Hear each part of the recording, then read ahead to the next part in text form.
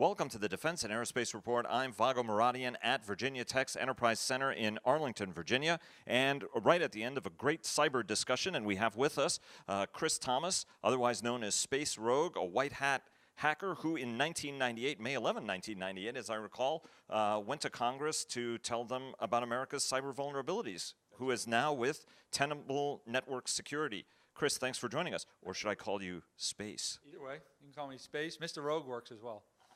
I'm going to stick with Cris. Okay. There is a presidential election going on now, or maybe not the election, but the campaign. The election is coming up. A number of states have said that they have had one form of intrusion. A couple of dozen states have gone to the federal government and said, hey, look, can you help us out with this? Very, very presciently, about 6 weeks or so ago, you were on a panel at the Atlantic Council with Jay Healy of Columbia University and Bo Woods of the Atlantic Council, and you guys talked about election vulnerability as being one of those issues. You've been writing about this, you've been thinking about it and talking a lot about it. How serious of a vulnerability is this? There is some risk. The question is that risk going to impact the actual election itself? I think probably not. Election computers, the actual computers that you vote on, aren't usually connected to the internet.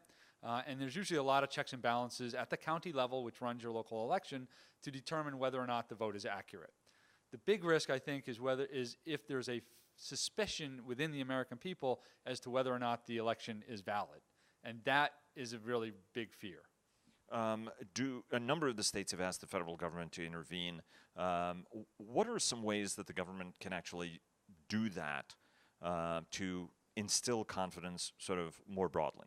So after the hanging Chad incident, the federal government passed the Help America Vote Act in 2002, and that established the Election Assistance Commission, or the EAC, and they work with NIST, the National Institute of Science and Technology, to try to help local governments conduct their elections.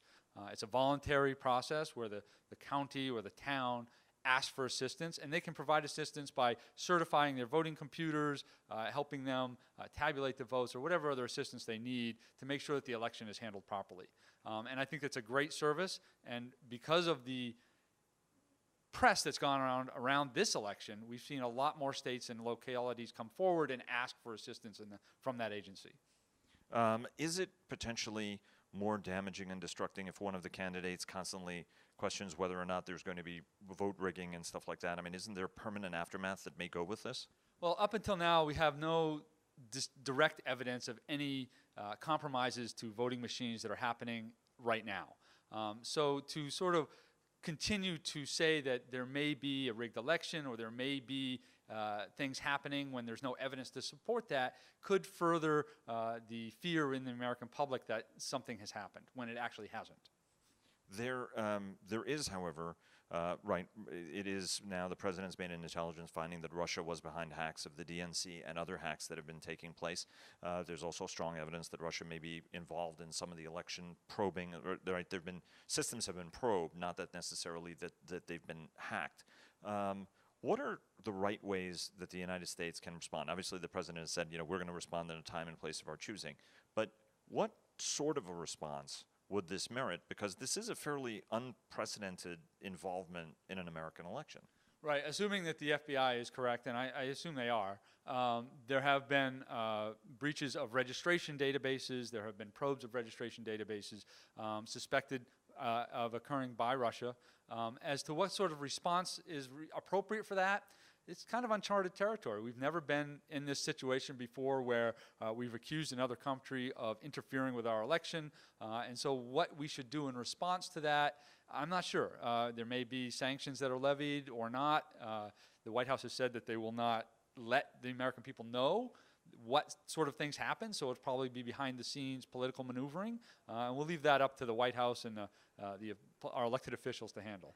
There are some folks who say that a response, a cyber response, for example, would not be warranted because then you're letting the cyber genie out of the box and you're in a cyber war. There are others who respond, look, you're going to have to do things to counter this in order to deliver a message to the Russians that, look, this is unacceptable. There's a friend of mine who told me, look, the Chinese were doing a lot of things. The Chinese are doing fewer things now, and suggested that, look, the United States responded in a way that told the Chinese, hey, you really don't want to do this with us. Is that the sort of thing that has to happen in this case? Well, I think with China, we sat down and said, hey, we don't want you to do this anymore, and they, for some reason, agreed. I don't know if there were threats made or there were other pressures levied against China to get them to agree. What sort of leverage we have with Russia to try to get them to stop, I don't know. And like I said, there's probably going to be a lot of backroom dealings and conversations, and there may be cyber responses, or maybe there'll be physical responses. It'd be up to the politicians to make that decision. Would be really interesting if we could drain all of Vladimir Putin's bank accounts and leave just a lot of zeros in it, and that could be an interesting outcome. That would be very interesting. It'd be interesting to see if we took that avenue or not. Yeah. There is a big discussion, obviously, now as we go into the era of the Internet of Things, the connectivity, whether it's your watch, your phone, your home appliances, what have you, all on the net, your car. You were talking about being at some of the recent hacker conventions where even brand new cars could very easily be hacked and hijacked. And there are those who continuously talk about the notion of sort of a cyber Pearl Harbor, but you push back very, very strong against that idea. Why do you think that that's sort of an overwrought metaphor? Well, it's a metaphor that's been around for quite a while, and we haven't really seen a cyber Pearl Harbor yet, where we've seen a surprise attack by another nation state to disable our infrastructure. Will it ever happen? I think that it's highly unlikely, and if it did happen, I think it would be in conjunction with some other physical activity where bullets are flying back and forth. Do you, one of the things you said is that this hysteria that surrounds it has also led to some bad policy making and clouding the judgment of some of our lawmakers. And you gave an example. Tell us a little bit about that example, what it tells us, and what's the right way for the political system to be responding. So there was some legislation introduced that would require, or at least study the possibility of having our electric grid maintain manual control. And while that's not going to hurt anything, I think that the effort and the money could be better spent elsewhere into modernizing and computerizing the rest of the grid that is not yet computerized. We've already computerized a large portion of our grid, and we've gotten a lot of advantages out of it by being able to switch electricity from one area to another and minimizing outages when they happen. But by looking at maintaining manual control, that may not be the best use of our time and resources. And I think it would be better to look at continuing to computerize and protecting those computerized resources rather than going back to manual. You're in a network security firm for the longest time, right? As you mentioned in your presentation, some of the hysteria was good for a lot of companies because it was all about building deeper moats, higher walls to protect the data. Then we went to a somewhat more, resilient model, and now there are folks who are saying that we need a completely different model. What's the right model that's needed for a society that's so intimately dependent on data? A lot of it is for criminal. We heard the case of $150,000, hackers watching a real estate transaction and then interceding to try to get, an early $150,000 deposit, and unfortunately the person gave the money, responded because it was such a good trick. What are the right ways, whether it's for business, whether it's for the Pentagon, whether it's for the government, to, enhance cybersecurity in a world that is intimately dependent increasingly on these networks to run our lives? Right. Well, you mentioned different models. I mean, historically, we've worked on basically a moat and wall model where we have our network and we ban everything else outside of it. We're sort of advancing beyond that model now because we have cloud has come in, we have mobile, and IoT, and so the walls of our network... Internet of Things. Our Internet of Things, sorry. The walls of our network are no really longer walls, right? We no longer have endpoints on our network. So I think there was the report that came out after the OPM breach that was just released last month, which recommended a zero trust network, which I think is a good model that a lot of people can adopt at the enterprise and at the government level, which basically means you no longer have endpoints, but you no longer trust things within your network either. And so nobody has any sort of advantage or disadvantage. So when an attacker comes in, he has to be challenged just as well and just as effectively as people who are allowed to use the network.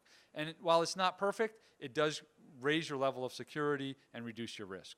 Is a continuous monitoring model also the right way to go, where all of the people who are granted those clearances every 24 hours go through that full background check to make sure that nothing has changed in their circumstance, or that there's no, odd behavior that they're exhibiting that could indicate, for example, they're being compromised? So a big part of a zero trust model is also continuous monitoring, where you have to look at everything that's going on your network in real time. Right? Not just looking at your logs, or not just doing a scan of your network every hour or every day, but actually looking at your network traffic and trying to analyze that as it's happening in real time. And as you do that, you will find that you are able to see more things that are going on and being able to respond to things more quickly. Let me ask you about squirrels. One of the cool things about the computer world is, for example, there was a bug in one of the early computers that was causing a problem. And if anybody hasn't researched this, if you look at those first generation of computers, they're literally electromechanical marvels at a scale that is just unbelievable, right? The first IBM was just, gears and rods and what have you. But tell us about squirrels and why we should fear them or love them. Well, the argument is that a cyber attack in the United States against our critical infrastructure may take out our electricity for days or weeks or months nationwide. But there's a lot of hype and what I call cyber paranoia around that possibility. We've seen the only event that we can point to that's even close to that is the event that happened in the Ukraine last December, where the power was knocked out for 6 hours based on a cyber attack. The counter argument to that is that squirrels knock out the power in the United States every day. And we don't see cascading failures of our grid. We don't see power outages lasting days and weeks. We don't see democracy coming to an end because the power went out. Even if you look at large-scale events that are caused by weather events, such as the hurricane, most people already have their power back on. There are a few isolated spots that the electric companies are still working on, but we haven't seen widespread outages for long periods of time. So I think that and there are a lot of other issues involved, but the likelihood of what's known as a black swan event impacting our electric grid is not that great. And so while it is a possibility, the amount of hype that we're seeing and the amount of FUD that's being spread around that possibility is a little bit out of proportion to reality. But is there a danger, for example, of hardware damage, right? Everybody points to Stuxnet, that this was the first time that software was used to really damage hardware. Folks had talked about that. I remember having a conversation with Bill Vass many, many years ago where, folks had not crossed that Rubicon yet, and what would happen if once you did cross that bridge. Is that a danger of damaging hardware, or is the squirrel example something that, these grids and systems are going to be far more resilient, and so it's not sort of an end-of-days scenario if it happens? So Stuxnet is now, I think it was discovered 3 years ago, and it was probably in development for at least 5 years before that. And up until now, it's the only actual example that we can point to that says hardware damage. The other event that a lot of people point to is the Aurora generator test, where they caused a generator to explode. But that was in a controlled environment, in a lab, by people who were specifically trying to get that to happen. Is that possible? Sure. Is it likely?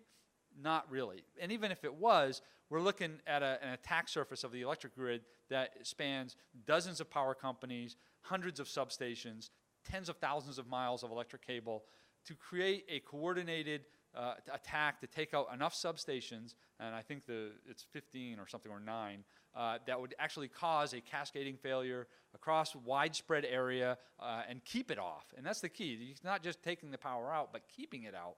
It would take a large amount of logistical support, time, and effort. There aren't very many entities in the world that have that capability.